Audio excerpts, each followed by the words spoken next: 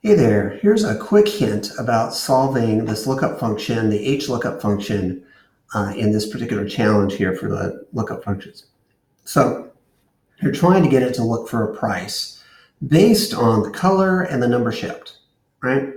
So when you do your HLookup function, first thing you put in is the lookup value. Well, and we're going to base it on the order, right? The red, whether you're ordering red or yellow. So you got that.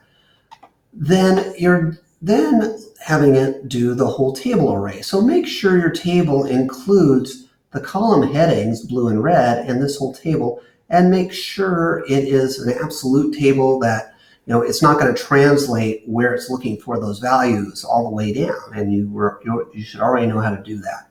That it's got to always look to this particular area for those amounts. So the next thing you put in is the row index number.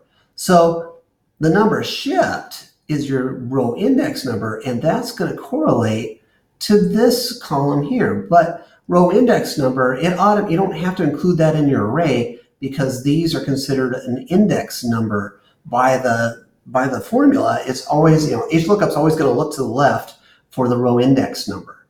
And so what it's doing is saying if you say this is the row index number, that'll change, as you copy your formula down, and that'll tell it which row to look in for the formula.